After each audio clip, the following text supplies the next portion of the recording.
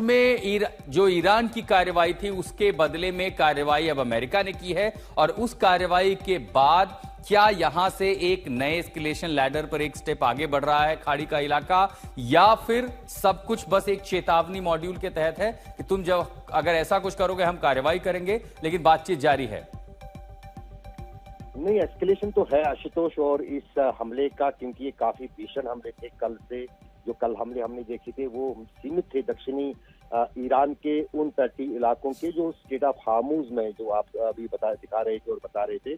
लेकिन ये हमले कुछ आगे बढ़े हैं कल के हमलों के मुकाबले में, यहाँ तक कि जो उत्तरी ईरान है वहां पर गुलिस्तान प्रोविंस में ईरान की एजेंसीज का कहना है कि एक रेलवे ब्रिज को भी निशाना बनाया गया है, वो ध्वस्त हुआ है, और साथ ही साथ रेलवे लाइन को भी। और ईरान से ये भी खबरें आ रही हैं कि कई इलाकों में बिजली संकट पैदा हो गया है, क्योंकि कुछ पावर हाउसेस को भी जो दक्षिणी ईरान है वहां पर निशाना बनाया गया है। उसका जो अनुमान है कल अमेरिकी राष्ट्रपति डोनाल्ड ट्रंप ने पहले ही दिया था। लेकिन आप अमेरिकी राष्ट्रपति डोनाल्ड ट्रंप के बारे में कभी नहीं जानते हैं, और इन हमलों के बाद उन्होंने अब ये भी एक फीलर डाल दिया है कि ईरान उनको डील के लिए जो है गुहार लगा रहा है, हाथ जोड़ रहा है। तो वो फिलहाल देखेंगे कि ईरान कितना सच्चा है।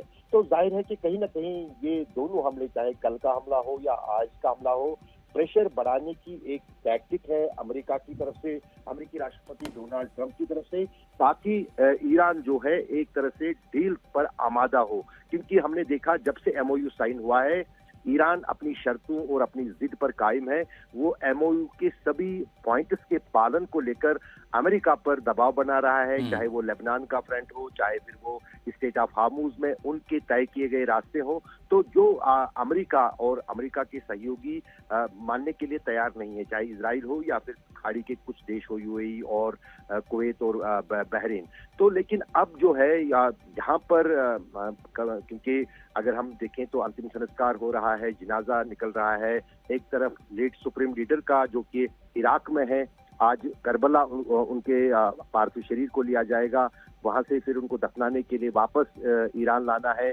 क्या वो रसूमात, जो आखिरी रसूमात हैं सुप्रीम लीडर के, उसके बाद कोई बड़ी कार्रवाई ईरान की तरफ से पड़ोसी देशों पर या खाड़ी के देशों के साथ साथ इजराइल पे होगी, या फिर क्या अमेरिका के जहाजों को निशाना बनाया जाएगा तब, या अभी बनाया जाएगा? बहुत सारे सवाल अशरफ बिल्कुल इस बात की ओर भी इशारा कर रहे हैं कि क्या ईरान अगर आगे कार्रवाई करता है तो कार्रवाई क्या होगी? क्या एक बार फिर पश्चिम एशिया के साथ पूरी दुनिया मुश्किल में होगी? बहुत बहुत शुक्रिया आपका तमाम जानकारी के लिए।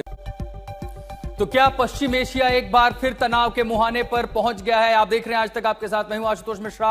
बड़ी खबर इस वक्त की कि मिडिल ईस्ट में फिर से जंग की आहट दिखने लगी है, शुरुआत फिर हो गई है। ये वो तमाम जगह हैं जहां पर अमेरिका ने एयर स्ट्राइक की है। बड़ी खबर ये कि ईरान के कई शहरों में अमेरिका ने हमले किए हैं। ईरान पर फिर बड़ा हमला किया है। बीती रात ही भारतीय समयानुसार राष्ट्रपति ट्रंप ने अंकारा में यह कहा था कि अब ईरान पर हमले किए जाएंगे। इसके पहले यानी 24 घंटे में अगर आप देखेंगे तो 2 बार ऐसे हमले हो चुके हैं, और फिर सेंट्रल कमांड ने यह जानकारी दी है कि हां ये हमले किए गए हैं। कहां का हमले हम आपको भी बताएंगे। कोनार चाबहार में धमाकों की आवाज सुनी गई, बंदर अब्बास में धमाकों की आवाज सुनी गई। यानी ईरान के हर उस तटीय इलाकों में, रबी मूसा, जास्क आइलैंड, हर उन जगहों पर अमेरिका ने हमला किया है।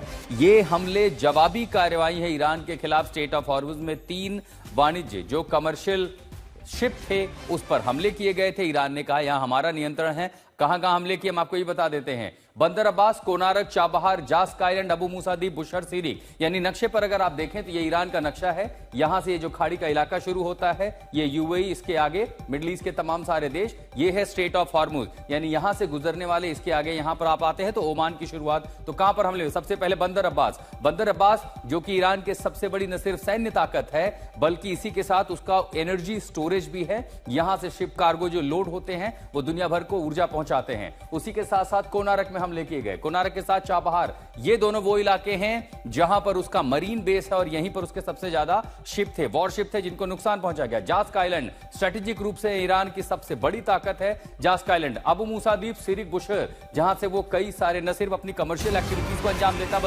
बल्कि हमलों को भी अंजाम देता है। दूसरी बड़ी खबर यह है कि ईरान पर अमेरिकी सेना के हमले के बाद अमेरिकी राष्ट्रपति ट्रंप ने ट्रूथ सोशल पर चाबहार में हमले के बाद उठती आग की लपटों की तस्वीरें भी साझा की हैं। चेतावनी के साथ धमकी भरे अंदाज में उन्होंने जब ये तस्वीर शेयर की तो ये लिखा है कि ये कल ईरान की ओर से जहाजों पर किए गए हमले का जवाब है। धमकी भरे अंदाज में राष्ट्रपति ट्रंप ने आगे लिखा कि ऐसी कार्रवाई अगर दोबारा हुई तो जवाब इससे भी कहीं अधिक गंभीर होगा।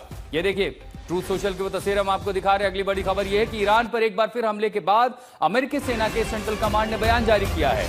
पोस्ट करके कहा है कि राष्ट्रपति ट्रंप के आदेश के बाद अमेरिका ने हॉर्मुज में ईरान की क्षमता को कम करने के लिए उस पर फिर से हमले शुरू कर दिए हैं। संयुक्त राज्य अमेरिका महत्वपूर्ण अंतर्राष्ट्रीय जलमार्ग पर स्वतंत्र रूप से आवागमन कर रहे कमर्शियल जहाजों, नागरिक दल के खिलाफ हमलों को अनुचित ठहराता है। इसके लिए ईरान को जवाबदेह ठहरा रहा है। तो हमले कहां हुए हैं वो इलाके भी हम आपको दिखा रहे हैं। ताजा जानकारी भी दे रहा है अशरफ वानी हमारे सहयोगी हमारे साथ जुड़ रहे हैं। अशरफ, हॉर्मुज